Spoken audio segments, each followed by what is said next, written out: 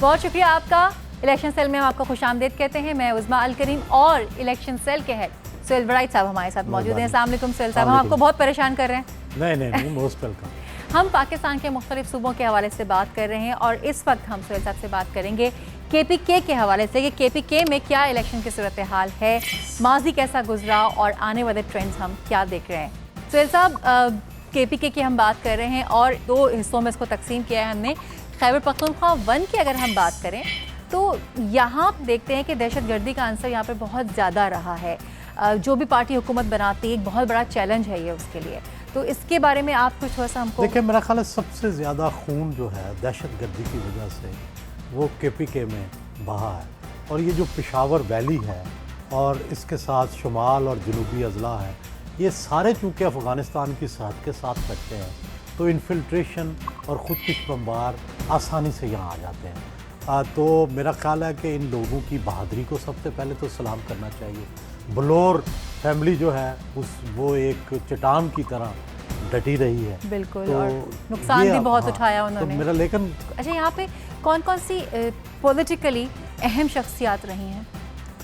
मेरा ख्याल है कि इस यहाँ के जो लोग हैं उन्होंने लीड किया है पाकिस्तान को। बादशाह खान या बादशाह खान पाकिस्तानी सियासत और मज़ाहमती सियासत में इन्होंने बड़ा अहम किरदार अदा किया।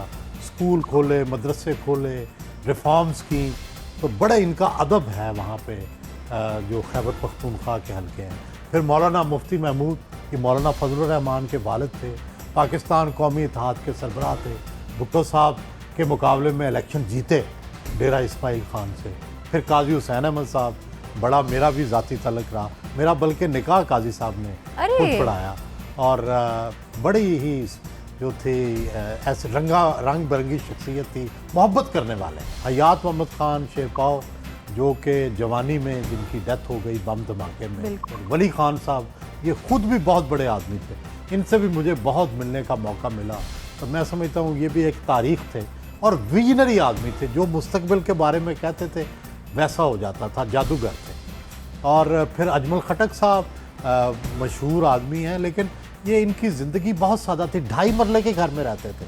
कलसूम सैफुल्ला, बेगम नुसरत भुट्टो की दोस्त, सैफुल्ला फैमिली की, वैसे तो मर्द पैट्रियार्क होते हैं लेकिन ये थी पैट्रियार्क अपनी फैमिली की। अच्छा, एक बड़ा मिथ है कि ख़वातीन शायद उस इलाके से सामने नहीं आ सकती, लेकिन यहाँ पे हमने देखा कि तुमने बड़ा लीडिंग रोल प्ले किया है। जी, कलसूम सैफुल्ला खटक फैमिली से थी, और लेकिन सैफुल्ला फैमिली में इनकी शादी हुई और उन्होंने बड़ा रोल अदा किया। 1970 से लेके अपनी आखिरी जो डेथ तक she was the top women from KPK, और इवन पाकिस्तान में इनका नाम था। बिल्कुल। अच्छा, कौमी असम्बली की 32 नशस्तें हैं यहाँ पे और सूबाई असम्बली की 81 नशस्तें हैं। अच्छा, अगर हम प्रीवियसली इंतखाबात की बात करें 2008 की, तो वहाँ पे हमने देखा था उस वक्त कि अवामी नेशनल पार्टी लीड कर रही थी, 10 सीट उसने ली थी, और उसके बाद पाकिस्तान पीपल्स पार्टी यहाँ पे थी। लेकिन 2013 के इंतखाबात में हमने PTI को यहाँ पे एक नई पार्टी की हैसियत से उभरते हुए देखा, और सबसे ज़्यादा सीट 16 सीट जो है वो PTI लेके गई, और पीपल्स पार्टी यहाँ से भी कोई सीट नहीं ले पाई। एक चीज़ यहाँ पे हम आपसे ज़रूर जानना चाहेंगे सुहेल साहब कि हमने देखा है कि जितने भी इलेक्शंस हुए हैं उसमें हर मर्तबा यहाँ से एक नई पार्टी सामने आई है।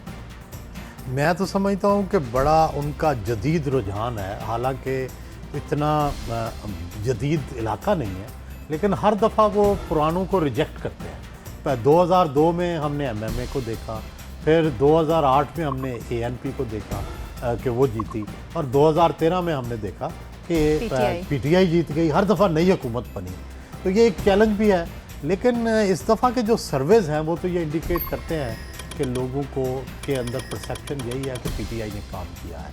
KP में काफ़ी इसने मजबूत, परवेज़ खटक साहब को भी क्रेडिट जाता है कि उन्होंने इस हवाले से बड़े अच्छे कैंडिडेट लाए हैं। लेकिन फिर भी ये डर है कि हो सकता है कि PTI की बजाय कोलिशन गवर्नमेंट बने दूसरी जमातों की, लेकिन ये इलेक्शन के रिज़ल्ट के बाद ही सही सूरत हाल जो है सामने आए। और यहाँ पर कौन कौन से अहम उम्मीदवार हैं जो कि इस बार इलेक्शन लड़ रहे हैं?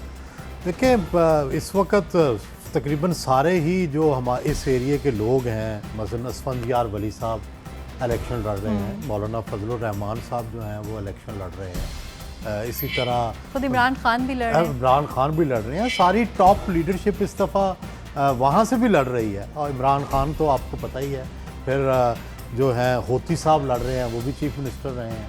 तो कोई भी इलाका इस दफ़ा लीडरशिप ने खाली नहीं रहने दिया। ये एक अच्छी ट्रेंड है कि कराची से भी सारी लीडरशिप लड़ रही है, केपी से भी लड़ रही है, लाहौर से भी कुछ लोग लड़ रहे हैं। तो ये एक अच्छा रुझान है, इससे कौमी यगानगत पैदा होती है। बहुत शुक्रिया आपका सुहेल साहब। लेकिन जाहिर सी बात है, ये तो आने वाला वक्त ही बताएगा कि किस सूबे में कौन सी पार्टी हुकूमत बनाएगी। इस वक्त हम आपसे इजाज़त चाहेंगे। खुदा हाफिज़।